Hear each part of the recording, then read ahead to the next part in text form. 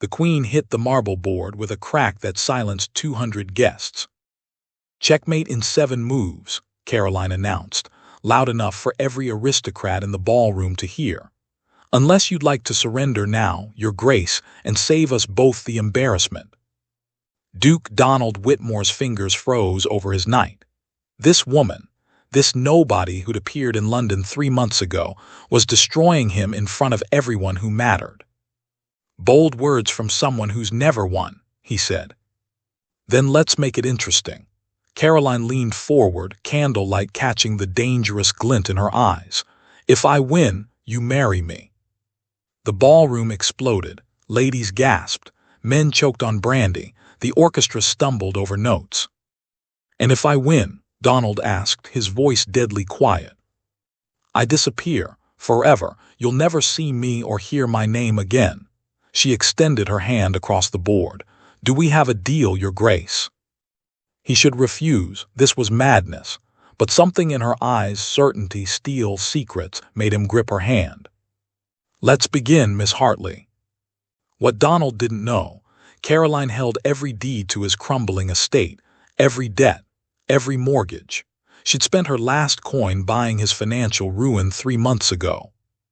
What Caroline didn't know, the man whose murder she'd spent 5 years planning to avenge, her father, was watching from the shadows, and he'd orchestrated this entire meeting.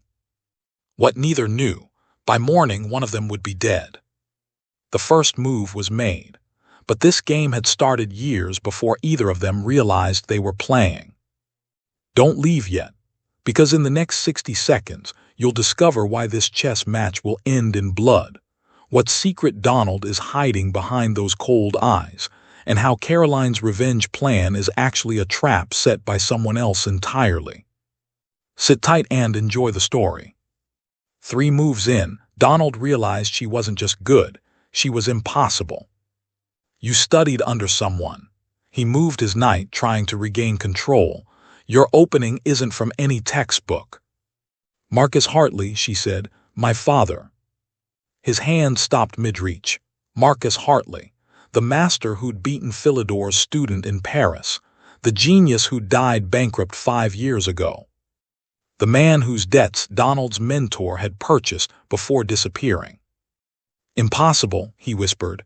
"Marcus Hartley had no children." Caroline's smile was a blade. "He just kept me hidden." She moved her bishop, creating a threat he'd missed entirely. "Kept me safe from the men who wanted him dead. Men like Lord Blackwood, men like," her eyes locked on his, "men like you." The crowd pressed closer, sensing blood. "I never met your father," Donald said, but his voice wavered. "Liar." She sacrificed her knight, an impossible move that opened her entire position. Every instinct screamed at Donald to take it. "You were there the night he died. 16 years old, apprenticed to Lord Blackwood, learning how to ruin men from the master himself." Donald's world tilted. How did she know? He'd buried that part of his past so deep. "Your move, Your Grace." Her voice cut through his panic. "Or are you too afraid to see where this leads?" He stared at the board. The sacrifice made no sense unless. His blood went cold. If he took the knight, her remaining pieces would coordinate in a pattern he recognized. The Hartley gambit, the same sequence that had bankrupted 3 lords in Paris. The same trap his mentor had spent years studying, trying to counter. The trap that had killed someone. "Where did you really learn this?" he demanded. "I told you, my father taught me." She leaned back, and for a moment her mask cracked. Pain flashed across her face, raw, devastating. "Before Blackwood murdered him, before you watched it happen and did nothing." The ballroom was silent now, waiting, watching. "I was 16, Donald said. "I didn't know." "You knew enough to run." Caroline's hand trembled as she touched her queen. "Enough to take Blackwood's money and build your fortune on my father's corpse. Enough to change your name from Donald Hartfield to Donald Whitmore and pretend you were born to nobility instead of buying it with blood money." Every word was a dagger. Every revelation stripped away another layer of the identity he'd constructed. "The debts," he whispered. "You bought my debts. Every single one." She pushed her queen forward, the killing move. "I own you now, your grace, just like Blackwood owned my father. And before this night ends, you're going to tell me exactly how he died. Every detail, every lie, every—" A scream cut through the ballroom. A woman near the entrance collapsed. Then another. People were pushing toward the doors, shouting about smoke, about fire. But Donald saw the truth. He'd seen this before, 16 years ago at the party where Marcus Hartley had died. The staged panic, the controlled chaos, the distraction before the kill. "It's a trap," he said, standing so fast his chair toppled. "Caroline, we need to." The lights went out. In the darkness, he heard her sharp intake of breath. Heard footsteps, too many, too organized. Heard the distinctive click of a pistol being cocked. "Miss Hartley," a voice purred from the shadows. "Lord Edmund Blackwood. How delightful to see you've inherited your father's talent for dramatic confrontations, and how unfortunate that you've also inherited his fate."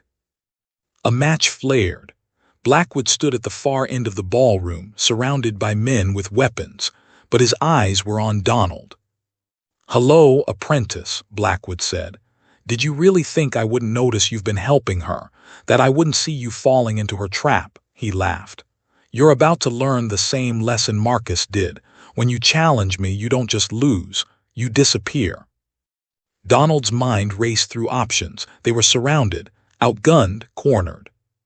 But Caroline wasn't panicking. She stood beside him, perfectly calm, and whispered 4 words that changed everything. "The game's not over." Then she moved, fast, brutal, trained. Her hand flashed to her bodice and withdrew a blade so thin it had been invisible. She threw it with precision that spoke of years of practice, and Blackwood's lead gunman dropped with a scream. Chaos erupted. Donald grabbed her hand. "Run." They sprinted toward the servants' entrance as gunshots cracked behind them. The ballroom dissolved into screaming panic, real this time, deadly. "The game's not over," Donald gasped as they fled down a dark corridor. "You have a plan." "Always," Caroline said. Then she stopped so suddenly he crashed into her. They'd reached a dead end. Behind them, footsteps and shouts grew closer. "Caroline." She pressed a hidden panel, and the wall swung open, revealing a passage Donald had never known existed in his own damn ballroom. "Hell, because I've been planning this for 5 years," she said, pulling him into darkness. "And you, your grace, are either my greatest weapon or my final mistake. The question is, whose side are you really on?" The passage sealed behind them, as gunfire erupted where they'd been standing seconds before. In the pitch darkness, Donald felt her breath on his face, smelled jasmine and gunpowder, understood with absolute clarity that this woman had orchestrated everything. The chess match, the confrontation, the trap, the escape. She'd played him, Blackwood, the entire ballroom. But why? 3 years ago, Caroline whispered, you sent an anonymous letter to the police about Blackwood's weapons deals. It went nowhere, but it told me one thing. The boy who watched my father die grew a conscience. Donald's heart stopped. You knew all along. I've known everything. Where you were, what you became, how you tried to atone. And I've been waiting, Donald Hartfield, for you to be desperate enough, broken enough, ready enough. Her hand found his in the darkness. To help me finish what my father started. What did he start? A checkmate that takes 16 years to execute. Her grip tightened. The game ends tomorrow. Blackwood thinks he's hunting us, but we're hurting him exactly where I need him. The question is, are you brave enough to be the sacrifice piece? Footsteps echoed in the passage behind them. Blackwood's men were coming. Caroline pulled him deeper into darkness, and Donald realized with terrifying clarity. He didn't even know whose side he was on anymore. Didn't know if this woman was his salvation or his executioner. Didn't know if the guilt he'd carried for 16 years was about to be absolved or weaponized. But he knew one thing. He was in too deep to turn back now. "Tell me the plan," he said. "First," Caroline replied, "tell me where Blackwood keeps his insurance files, the ones with evidence that would destroy half of Parliament." "How do you know about?" "Because my father hid them there 16 years ago before Blackwood killed him, before you ran, before any of this started." Her voice was steel wrapped in silk. "Now, where are they?" Donald hesitated. Giving her that information meant betraying the only mentor he'd ever had, even if that mentor was a monster. It meant choosing sides in a war he'd been avoiding for 16 years. It meant becoming the man he'd always been too afraid to be. "The vault beneath his country estate," he said, "behind a painting of Saint Sebastian." "Good." Caroline moved again, pulling him through the darkness. "Now we run, because in 8 hours you're going to help me rob it, expose Blackwood to the crown, and avenge my father's death. And then you decide if you're going to marry me or testify against me." She glanced back, her eyes gleaming in the faint light ahead. "Either way, Your Grace, by tomorrow night, one of us walks free and one of us hangs." They emerged into cold London air, the sounds of chaos fatting behind them. Caroline released his hand and turned to face him fully. "So choose," she said. "Redemption or survival, you can't have both." Donald looked at this woman who'd destroyed his life, exposed his past, dragged him into a conspiracy that would likely kill them both, and felt the first spark of something like purpose he'd felt in 16 years. "Show me the vault," he said. Caroline smiled, dangerous and beautiful. "Welcome to the endgame." Behind them, Blackwood's voice echoed across the estate grounds. "Find them. I want them both alive. I want them to watch each other die." But Donald and Caroline were already running into the night, bound now by secrets and blood, and a chess game that had started before either of them was born. The real question wasn't whether they'd survive. It was whether either of them deserved to. The game continued past midnight. The orchestra had stopped playing. Servants stood frozen with half-empty champagne trays. All of London society watched as the Frost Duke met his match. Caroline sacrificed another piece, her second night, and Donald felt sweat forming on his brow despite the cool evening air. She was playing a strategy he'd never encountered. Controlled chaos, deliberate vulnerability that somehow created overwhelming force. "Where did you really learn to play like this?" he demanded. "I told you, my father."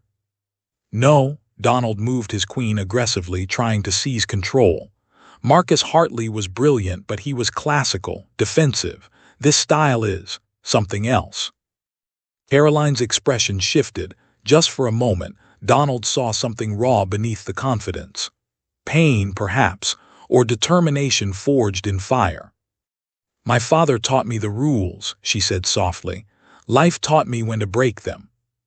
"How poetic," Lady Ashworth sneered from the crowd, "though poetry won't save her when she loses." But Caroline didn't acknowledge the barb. Her focus remained absolute, locked on Donald like he was the only person in the room. It was unnerving, intoxicating. "Tell me, Your Grace," she said, moving her rook into what seemed like a suicidal position. "What happened with Lady Victoria?" The room went deadly silent. Donald's hand clenched on his king. Lady Victoria Pemberton, his first failed engagement. The woman who'd left him standing at the altar 3 years ago. The scandal that had started his reputation as untouchable. "That," he said coldly, "is none of your concern." "Isn't it?" Caroline's eyes never left the board. "You proposed to 3 women. All 3 accepted. All 3 fled before the wedding. Either you're the unluckiest man in England or there's something you're not telling them." "How dare you?"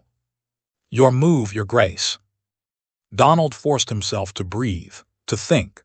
The board was a disaster, his pieces scattered, her forces coordinated in ways he couldn't quite predict. But he still had material advantage. He could still win if he kept his head.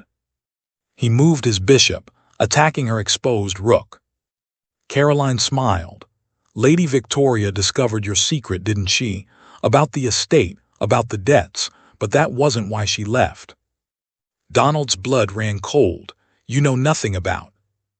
She left because you wouldn't let her help. Caroline captured his bishop with a pawn he'd forgotten about. You preferred to drown alone rather than accept her love along with her fortune. Pride before salvation. A very noble way to destroy yourself. Enough! Donald stood so abruptly his chair toppled backward. The crowd gasped. I don't know what game you think you're playing, Miss Hartley, but… Chess, she said simply, remaining seated. I'm playing chess, and you're losing because you're too angry to see the board clearly, just like you lost Victoria, and Margaret, and Catherine. The names of his failed engagements hung in the air like accusations. Sit down, Caroline said, her voice gentle now. Please, let me finish this. Something in her tone made Donald pause. Not command, but invitation. Not judgment, but understanding. Slowly, he righted his chair and sat. Why are you doing this? He asked quietly. Because someone needs to. She moved her queen, and suddenly Donald saw it.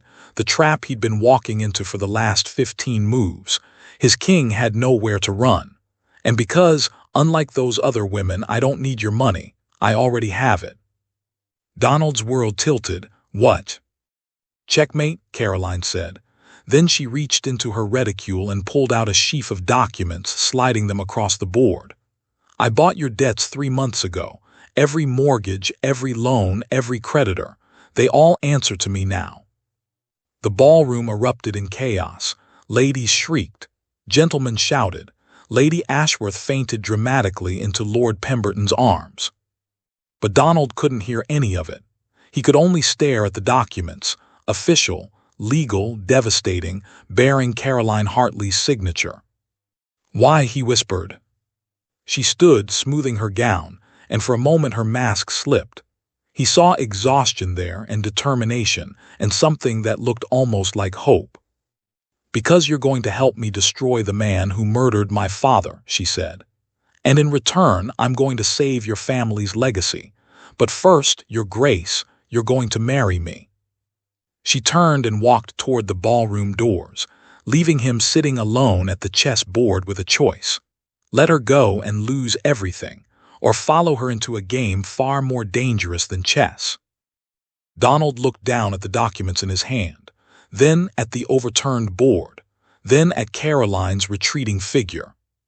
And for the first time in 3 years, the Frost Duke smiled. Donald found her in the garden, standing beneath the wisteria arbor where moonlight painted her skin silver.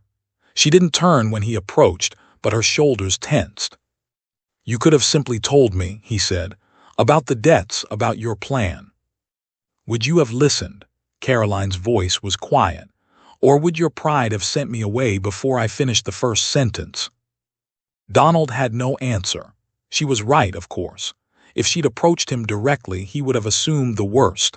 Another fortune hunter, another schemer trying to leverage his desperation. The chess match, the public dare, the humiliation. It had all been necessary to break through his defenses. Brilliant and absolutely infuriating. Tell me about your father, he said. Caroline turned, and in the moonlight, he saw tears on her cheeks. The confident chess master was gone, replaced by a young woman carrying unbearable weight. My father was murdered by Lord Edmund Blackwood, she said. They were partners once in a shipping venture. When it succeeded, Blackwood wanted all the profits. He framed my father for embezzlement, drove him to bankruptcy, and when that wasn't enough, her voice broke. He arranged an accident, a carriage crash that everyone believed was suicide. Why didn't you go to the authorities? With what evidence? Blackwood is powerful, connected, careful. Every document that might have proven my father's innocence disappeared. Every witness was paid off or intimidated. She wrapped her arms around herself. I spent 5 years investigating, planning, positioning myself. I discovered that Blackwood's fortune is built on illegal weapons trading, but he hides it through a network of legitimate businesses, including several mortgages he holds. Understanding dawned. My mortgages. Some of them. I bought them from him using my inheritance, what little my father had hidden from Blackwood's lawyers, but I need more than documents to destroy him. I need access to society, to the circles he moves in. I need respectability, connections, and, she met his eyes, a husband whose title opens doors mine cannot. So this was always about revenge. No, Caroline said fiercely. It's about justice. It's about protecting other families from what happened to mine. Blackwood has ruined dozens of people, and he'll ruin dozens more unless someone stops him. Donald studied her face, reading the truth there. She wasn't just angry or hurt. She was righteous, purposeful, a woman who'd turned grief into mission. And you chose me because you understand loss, she said simply. Because you've protected your family's honor at the cost of your own happiness. Because despite everything, you're still trying to save something that matters. She stepped closer. And because I've watched you these past 3 months, Your Grace, I've seen how you treat servants, how you speak to merchants, how you help people without expecting credit. You're a good man trapped in an impossible situation. So am I. The garden was silent except for night birds and distant music from the ballroom. Donald felt the weight of the choice before him. The logical thing would be to refuse, to find another way to save his estate. Marriage to a woman he barely knew, for purposes of revenge against a powerful lord, was madness. But then he'd been trying the logical approach for 3 years, and he was still drowning. "What are your terms?" he asked. Relief flooded Caroline's face. "A marriage of partnership, not love. We work together to gather evidence against Blackwood. I estimate 6 months, perhaps 8. Once he's exposed and convicted, you may annul the marriage if you wish. In return, I'll clear all your family's debts immediately. And if we fail, if Blackwood discovers our plan, then we both lose everything." She extended her hand. "But I'd rather lose fighting than surrender without trying, wouldn't you?" Donald looked at her hand, small, delicate, hiding the strength that had demolished his chest defense and restructured his life in a single evening. This woman was dangerous, unpredictable, brilliant. She was exactly what he needed. He took her hand. "I have one condition." "Name it." "You teach me that gambit you used, the one with the queen sacrifice." Caroline laughed, a genuine surprised sound that transformed her face. "Deal. Though I should warn you, Your Grace, it only works if you're willing to risk everything." "Call me Donald," he said. "And Miss Hartley, I've been risking everything for years. At least this time I'll have a partner." They shook hands beneath the wisteria, sealing a bargain that had nothing to do with love and everything to do with survival. Neither noticed Lord Edmund Blackwood watching from the shadows, his expression calculating and cold. The game had entered its middle phase, and the real danger was just beginning. The wedding took place 3 weeks later in a small chapel, attended by confused nobility and hungry gossips. Caroline wore white silk, but her eyes were steel. Donald spoke his vows with perfect formality, but his mind was already 3 moves ahead. Their first night as husband and wife was spent in his study, documents spread across every surface. "Blackwood's shipping manifests don't match his declared cargo," Caroline said, pointing to discrepancies she'd highlighted. "He's moving weapons to both sides of colonial conflicts. When neither side wins decisively, the wars continue, and he keeps selling." Donald felt sick. How many people have died because of his profits? Thousands, maybe tens of thousands. She pulled out another file. "But here's what we can prove. He's been bribing customs officials. I have names, dates, amounts. If we can get testimony from even one official, the rest of his network unravels." "What do you need me to do?" "Blackwood is hosting a hunting party next month at his country estate. We need an invitation." "We'll get one." Donald studied the papers, his tactical mind engaging with a problem that finally mattered. "But Caroline, if he suspects what we're doing." "He already suspects." She met his eyes calmly. He sent me a wedding gift this morning, a chess set carved from ebony with a note, for the games ahead. Donald's blood ran cold. You think he knows? I think he knows I've been investigating him. I think he knows you needed money. And I think, she hesitated, I think he's been watching me since my father died, waiting to see if I'd be brave or foolish enough to come after him. Then we're walking into a trap. Yes, Caroline smiled grimly, but so is he because he doesn't know about these. She pulled a final document from her case, a letter bearing an official seal. My father kept a diary. Before he died, he gave it to a friend for safekeeping. That friend finally contacted me last week. Donald took the letter with trembling hands.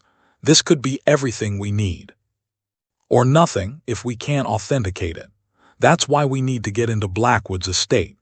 The diary mentions specific documents he kept in his personal safe, evidence even he thought was too dangerous to destroy. If we can access that safe. We have him. They worked through the night, planning every detail. By dawn, they had a strategy.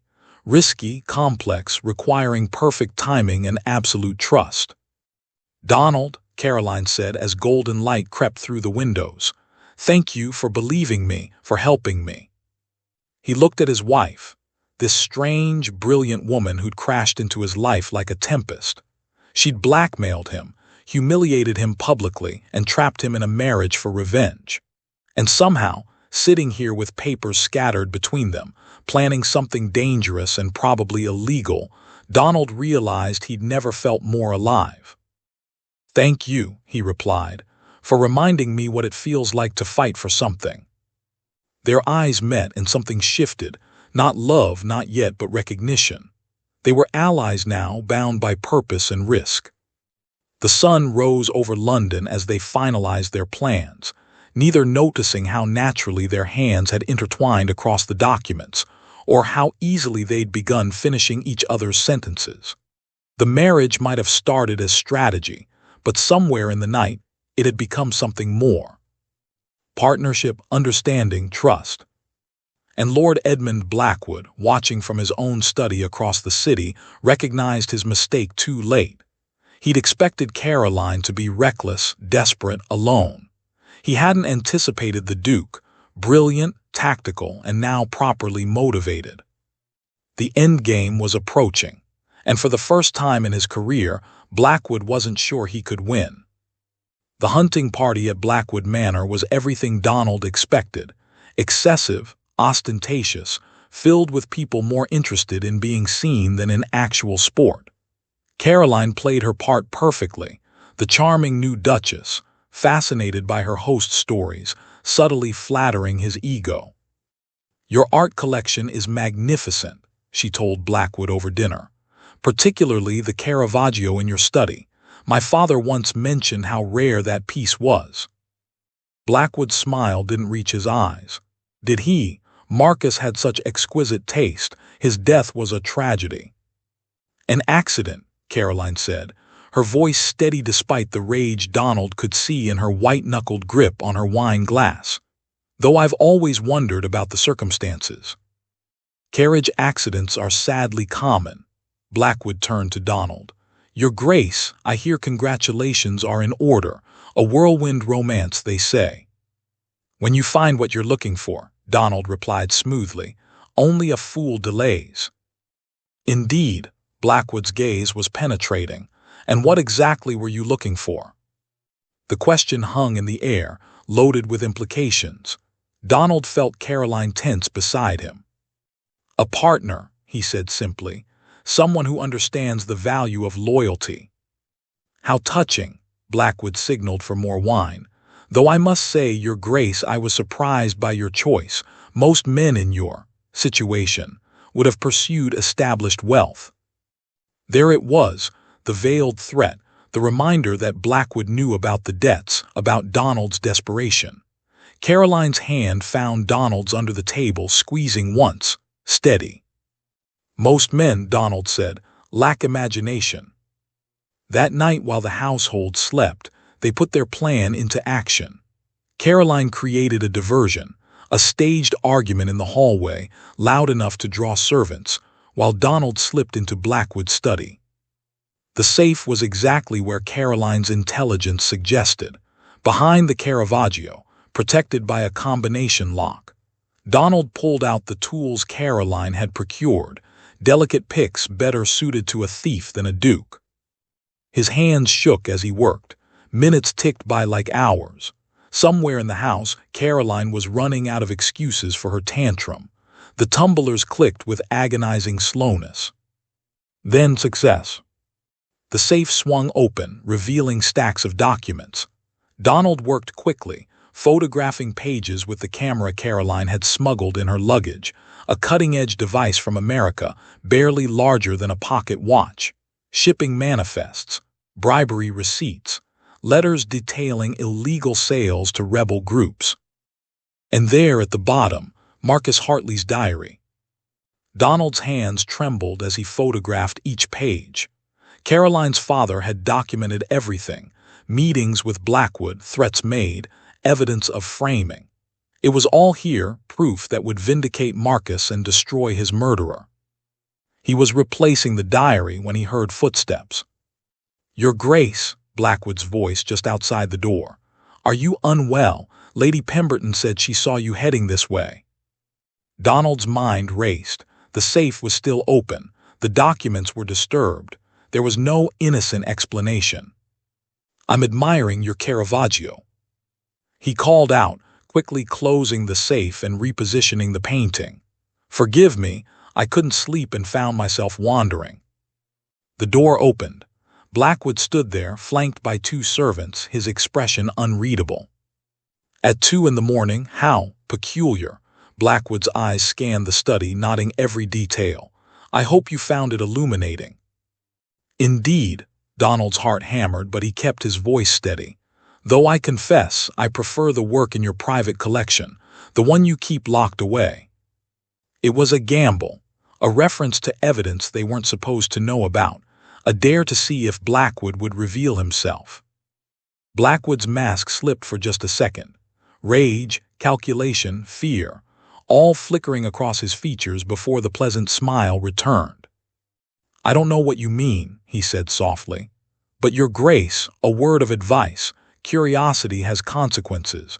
Your wife's father learned that lesson. I'd hate for you to repeat his mistakes." It was a confession, a threat, and a warning all at once. "Duly noted," Donald said, "though I find I have less to lose than you might think." They stood facing each other, the truth naked between them. Blackwood knew they were hunting him. They knew he knew. The only question was who would strike first. "Enjoy the rest of your stay," Blackwood said finally, "though I suspect you'll be leaving early, pressing matters back in London, no doubt." "No doubt," Donald agreed. He walked past Blackwood, camera hidden in his jacket, heart racing with triumph and terror. They had the evidence, but they'd also declared war. He found Caroline waiting in their room, pale and terrified. "Did you?" "Everything," he said, pulling her into an embrace. "We have everything." She sagged against him, relief and fear warring in her expression. "He knows." "He knows." "Then we need to move quickly. Tomorrow we take this to the authorities, to the newspapers, to everyone who can." "Caroline," Donald pulled back, meeting her eyes. "He threatened you. Tonight, after you created the diversion, did he say anything?" Her silence was answer enough. "What did he say?" "That accidents happen," she whispered. "That carriages are unpredictable, that he'd hate to see me follow my father's path." Fury burned through Donald's veins, sharp and clean. This man had killed Caroline's father, terrorized her for years, profited from war and death, and now threatened her openly. "We end him," Donald said. "Tomorrow. No more waiting, no more planning. We take this evidence and we burn his world down." Caroline nodded, tears streaming down her face, not from fear but from relief. She wasn't alone anymore. "Together," she said. "Together," he agreed. And somewhere in that moment, between danger and determination, Their marriage of convenience transformed into something neither had expected. A partnership of equals, bound not just by strategy but by choice. By love. The offices of the London Times were bustling with morning activity when Duke and Duchess Whitmore arrived, carrying a case full of evidence. Behind them, 3 members of Parliament, a police inspector, and Caroline's father's old friend, a respected barrister, formed a delegation too significant to ignore. Lord Edmund Blackwood, Caroline said, spreading photographs across the editor's desk, has been illegally trafficking weapons for 5 years. These documents prove it. These testimonies confirm it. And this diary, she placed her father's journal carefully on top. This proves he murdered Marcus Hartley to cover it up. The editor's face went white as he reviewed the evidence. This is extraordinary, he breathed. If this is genuine. It is, the barrister confirmed. I've verified the signatures, dates, and details. This will hold up in court. Then we need to move quickly. The editor looked at Donald. Your Grace, you understand what this means. Blackwood has powerful friends. Publishing this will create enemies. I'm counting on it, Donald replied. Every enemy he has will become our ally once they see what he's done. Within hours, special editions hit the streets, Peer exposed in weapons scandal. By afternoon, Parliament was in emergency session. By evening, constables were raiding Blackwood's properties. Caroline and Donald watched from their home as London erupted in scandal and outrage. Justice, finally, was coming. He'll try to flee, Caroline said. He won't succeed, Donald showed her a telegram.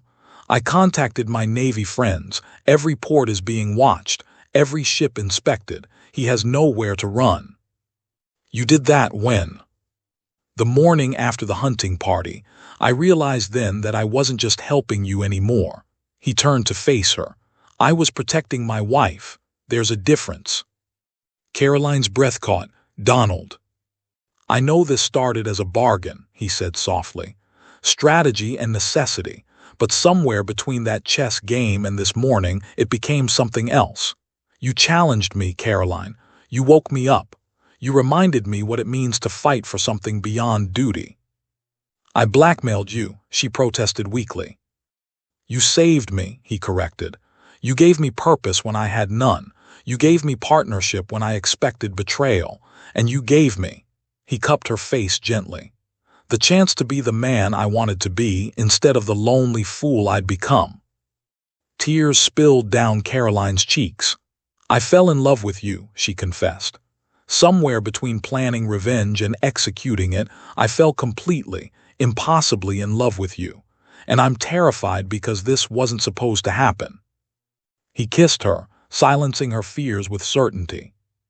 It happened anyway, he murmured against her lips. Love doesn't follow strategies, Caroline. It follows truth. And the truth is that you're brilliant, brave, and absolutely maddening, and I never want to spend another day without you. Even though I destroyed your chess defense. Especially because of that. They laughed, holding each other as London burned with scandal outside their windows. 3 days later, Lord Edmund Blackwood was arrested trying to board a ship to Amsterdam. He stood trial 6 months later, convicted on all charges and was sentenced to life imprisonment. His assets were seized, his title stripped, his legacy destroyed. Marcus Hartley's name was cleared posthumously. The Crown issued a formal apology. His contributions to mathematics and strategy were finally recognized. And in the Whitmore estate, restored to prosperity through ethical investments and cleared debts, Duke Donald and Duchess Caroline Whitmore began their actual marriage, no longer bound by revenge or desperation, but by choice and love. They kept the chess set from their first match, displayed proudly in their study. Visitors often asked about it, curious about the mismatched pieces and obvious signs of a fierce game. She dared me, Donald would explain. I checkmated him, Caroline would add. And then, they'd say together, we won. Because sometimes the best victories aren't about defeating your opponent. They're about finding the person who challenges you to become who you're meant to be. Someone who sees your weaknesses and helps you build strength. Someone who matches your intensity and meets you move for move. Sometimes love isn't a gentle romance that builds slowly. Sometimes it's a chess match that changes everything. Sometimes it's exactly the gambit you need to win the game of life. Years later, their daughter would find the photographs from that dangerous night, and Caroline would sit her down in the same study where it all began. The chess set still displayed on the mantel, pieces frozen mid-game. "Your father and I," Caroline would say, her voice gentle with memory, "we started as strangers playing a dangerous game, but we became something neither of us expected." The girl would trace her fingers over the queen piece, and Caroline would smile. "We became partners, not just in marriage but in purpose, in truth, in the choice to be brave when it mattered most." And she'd teach her daughter chess, but more importantly, she'd teach her this: that courage isn't the absence of fear, it's choosing to act despite it. That justice is worth fighting for, even when the cost is high. That the people who challenge us, who push us beyond our comfortable limits, are often the ones we need most. That love, real love, doesn't always arrive gently. Sometimes it crashes into your life like a dare you can't refuse. Sometimes it asks everything of you. And sometimes that's exactly what transforms you into who you were always meant to be. The Whitmores lived long, purposeful lives. They invested in reformed criminals, funded education for orphans, and worked tirelessly to expose corruption wherever they found it. Their home became a sanctuary for those seeking justice when the system failed them. And every anniversary, Donald and Caroline would sit across from each other at that same chess board, replaying the game that started it all. Neither ever won. They didn't need to. Because the real victory wasn't on the board. It was in the life they built together, one move at a time, one choice at a time, one brave moment at a time. So if you're facing an impossible situation tonight, if you feel trapped by circumstances you didn't choose, if you're wondering whether courage still matters in a world that often rewards cowardice, remember Caroline and Donald. Remember that sometimes the bravest move is asking for help, that sometimes strength looks like partnership, not solitude, that sometimes the game you think you're losing is actually positioning you for a victory you can't yet see. Your move is coming, and when it does, may you have the wisdom to see it, the courage to take it, and, if you're truly fortunate, someone beside you brave enough to play the game with you. Thank you for being here. Thank you for listening to this story. And remember, life isn't about playing it safe. It's about knowing which risks are worth taking. Until next time, choose wisely, choose bravely, choose love. If this story moved you, inspired you, or made you think differently about courage and love, leave a comment below sharing your thoughts. What would you have done in Caroline's position? In Donald's?